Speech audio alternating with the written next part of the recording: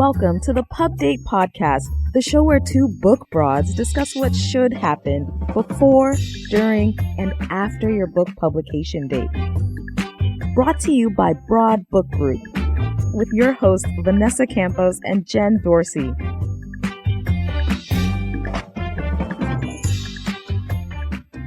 Hi, how's everyone doing today? Hello. Jen, how are you today? I am well. It's Friday. I'm looking forward to the weekend. There are flowers coming out of the trees. There are flowers everywhere. It's beautiful where I am. And what about you? What's on deck for the weekend, ma'am?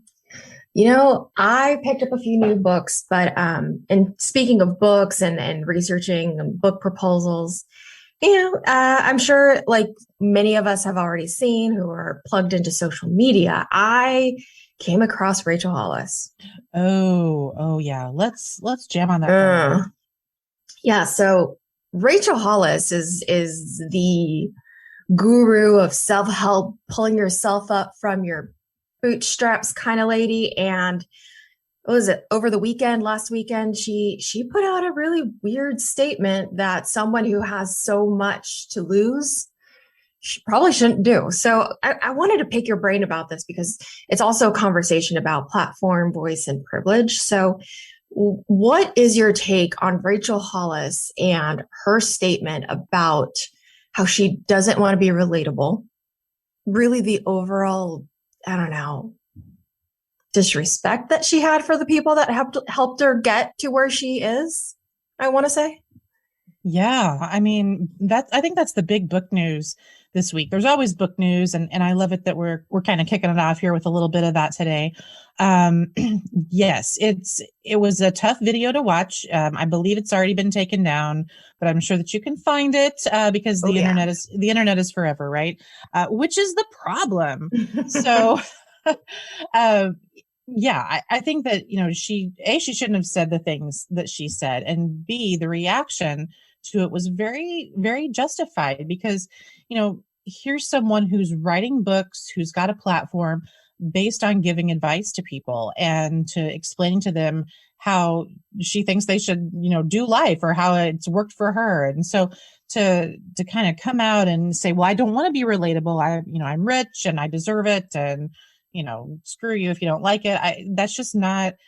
That's not useful for someone who writes those kind of books that really are rooted in what we talked about last week, like telling the story and being relatable and being that person for the reader. And so, yeah, it hit in all the wrong ways. And quite frankly, I thought that the quote unquote apology was also pretty empty. So that's my take. What is your take? So a few things. One, it really rubbed me the wrong way that she described the people that help her as the people that scrub her toilets. Yeah. And that's just, come on, man. And then after the whole thing happened, she actually threw her team under the bus and said, I listened to my team and I really should have done this apology earlier. I'm like, come on. And that really hit home for me where you just need a scapegoat and being on this side of publishing, being on the side that we're going to be your team for the author and helping you move things along and giving you advice. The fact that her team was probably like, oh, duty, don't do that. Right. Say something now and maybe not walk it back, but own it. That just bothered me, Yeah. And I think that brings to light a really important topic that we definitely should do a show about, which is, publishing is not one person. There's a huge ecosystem of people who help make the book what it is and who help you become who you are as the author. You are not out there doing it by yourself, even though, you might want to think so. And so I think to throw people under the bus who helped get you there, it's bad press and it's just not a good approach. And so I would not recommend doing it that way in the future at all. Right. At all. And, I think that the biggest thing that really irks me is that, I haven't checked. I honestly don't follow her. Full disclosure, I never liked her, but I'm pretty sure that she hasn't lost followers.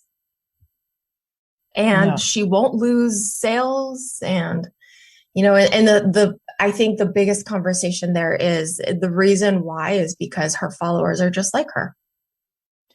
The books are definitely written for, I think, a very specific type of reader. And she speaks to that audience, and she does do it very well. And so, no, I don't think so. I think it'll be a real test of her brand, not only her broader brand, but particularly as an author, because now, should she come back with a new book, what will be the promise of that book? Right. And, if you're not going to want to be relatable, then how are you going to want to get people to buy and read that book?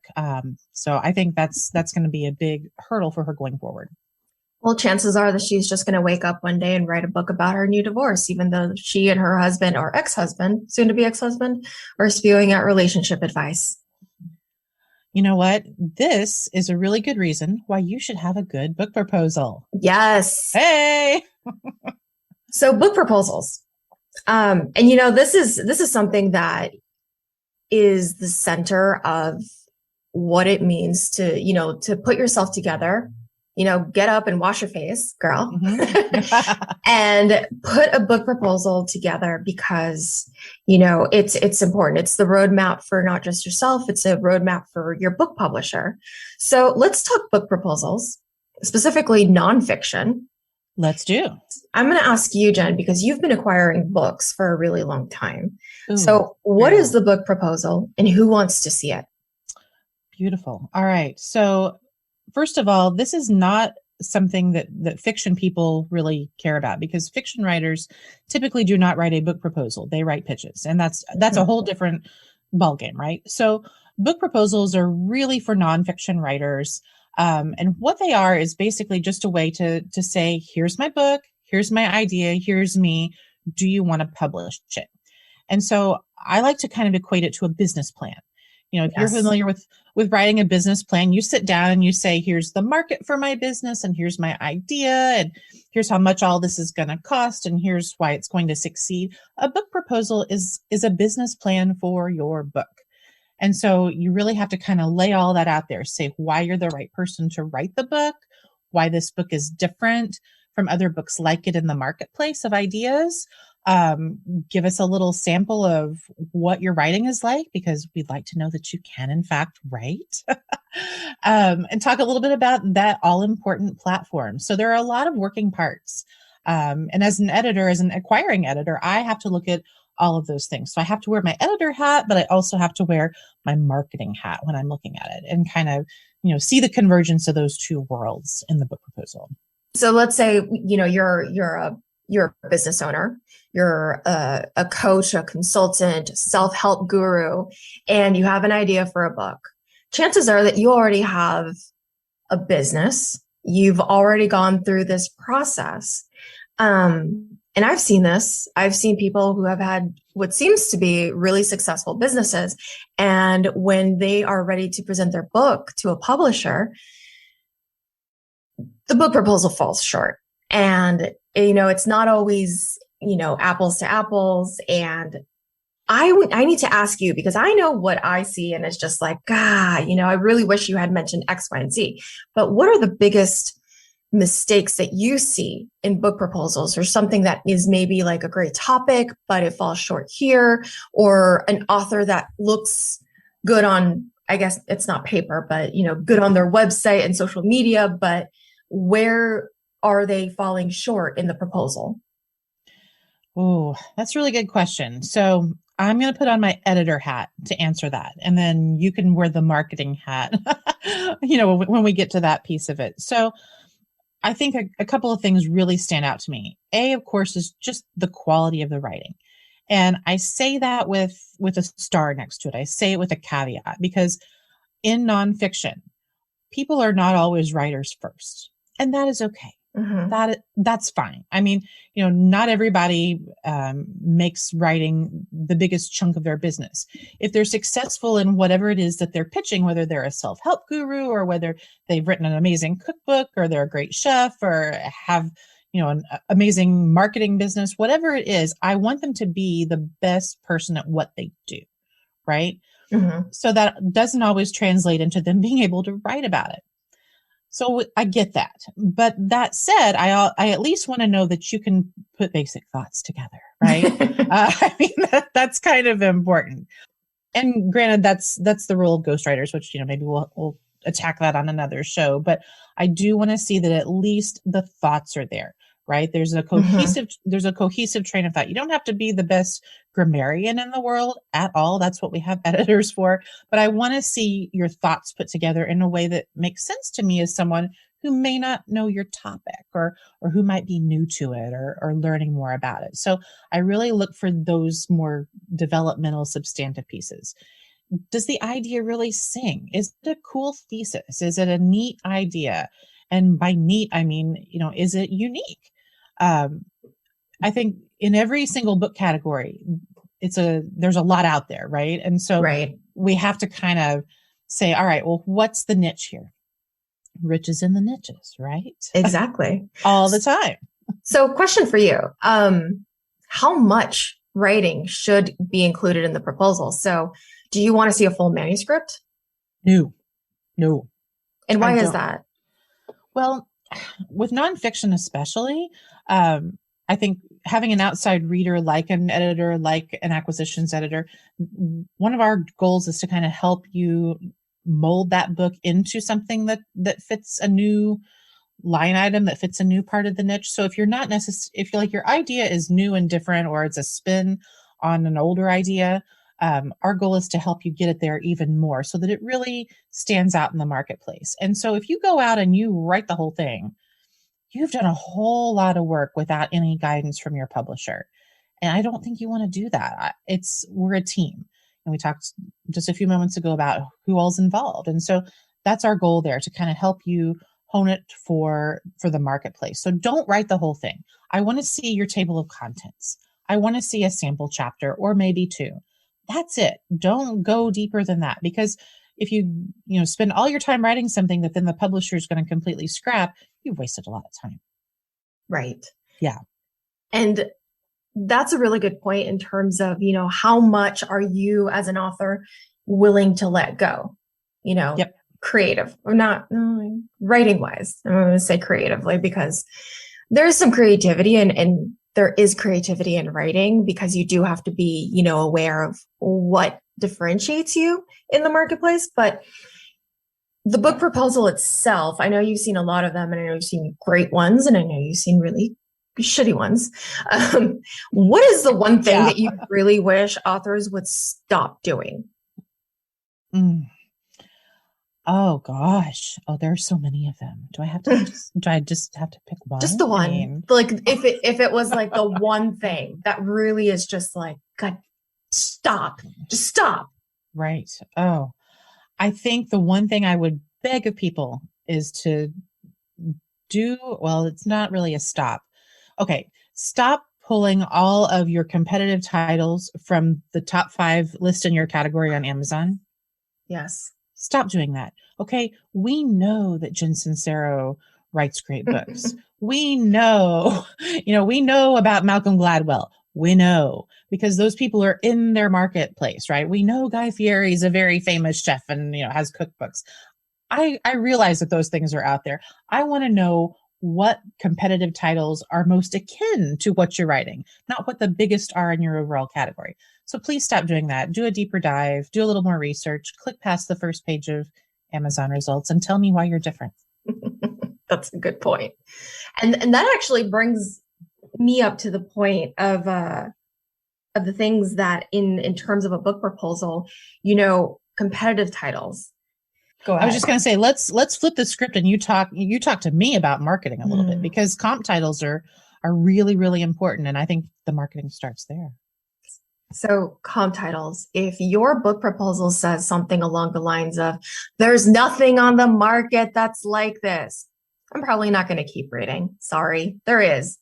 And that also talks to me about the fact that if there's nothing on the market, then who's your audience?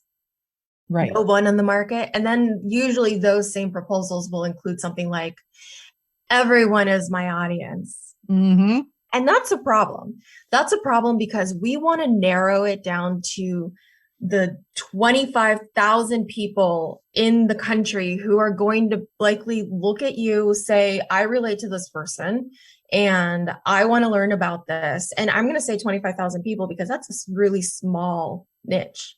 Those are very specific people.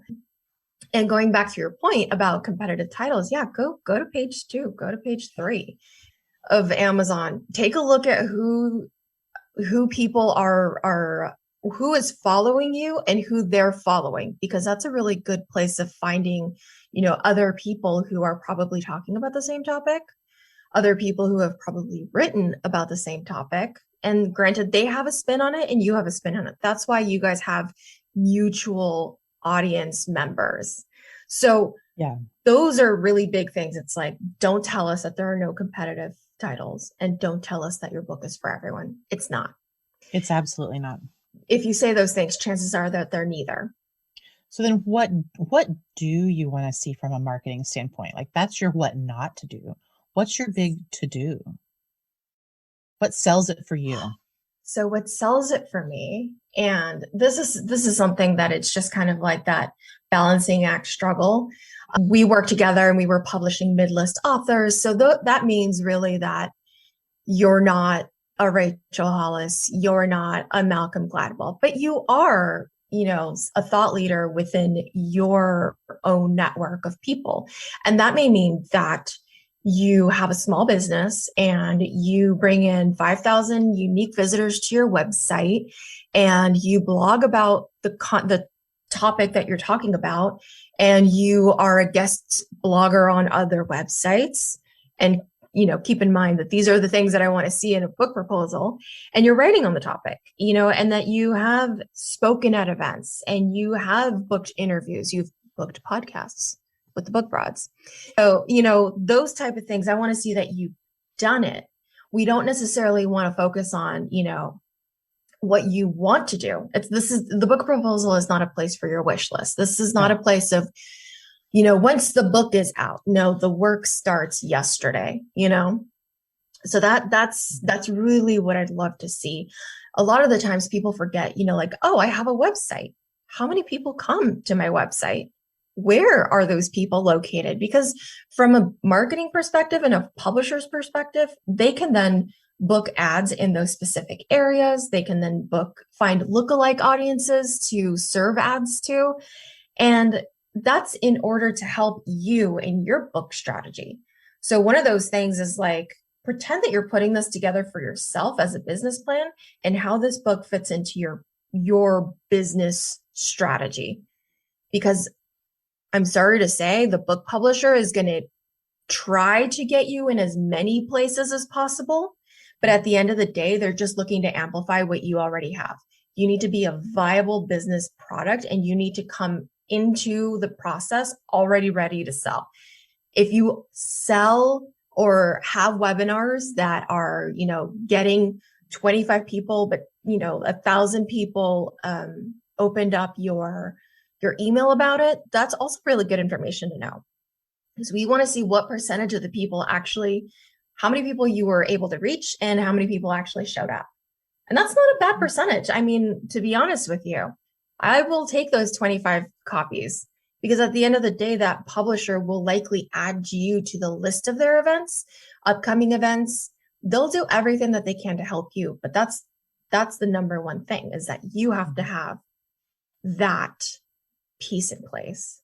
Right. And you brought up a really good point, which was, don't tell me your wish list of marketing platform. Like, don't say what I think I'm going to do. Don't say I know this person who can maybe help me.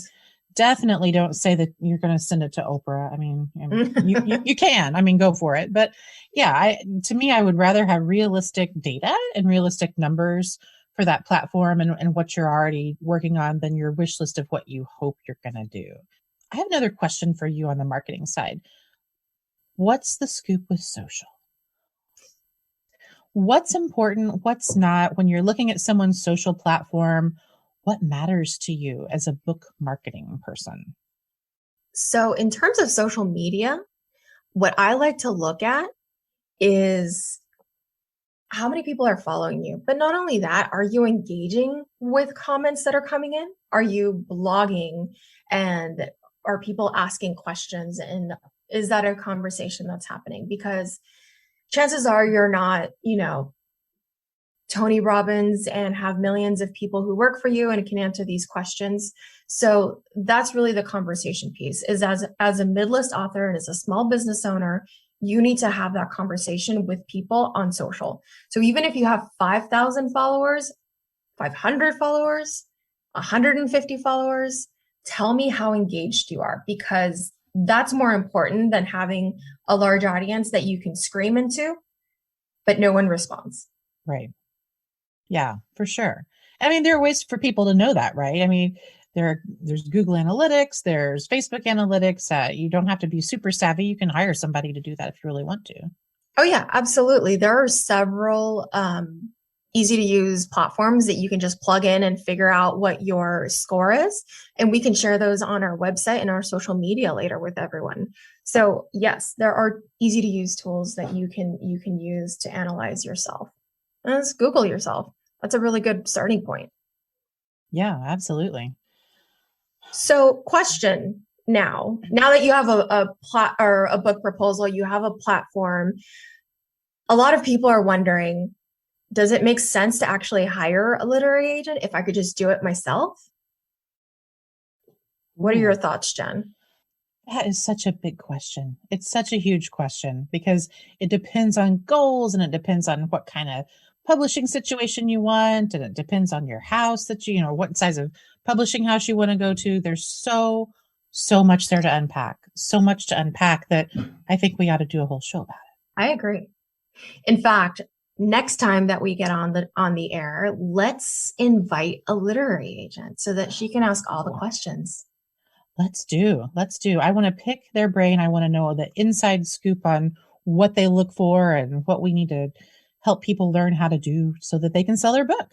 Yes, absolutely. Because we can give you the insight on editorial and marketing, but they'll be able to publish or to give you the publishing side of things, the real truth, the truth. Yes, I want it. I want all the dirt. I want some stories, the whole thing. That's a done deal. We'll go ahead and make that happen. All right, let's do it.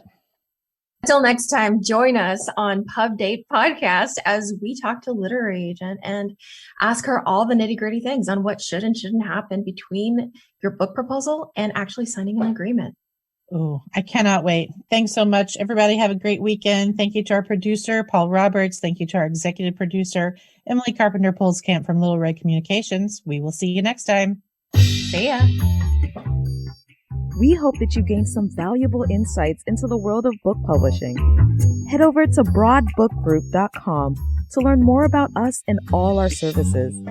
And be sure to check out all our social media at Broad Book Group. Until then, keep publishing.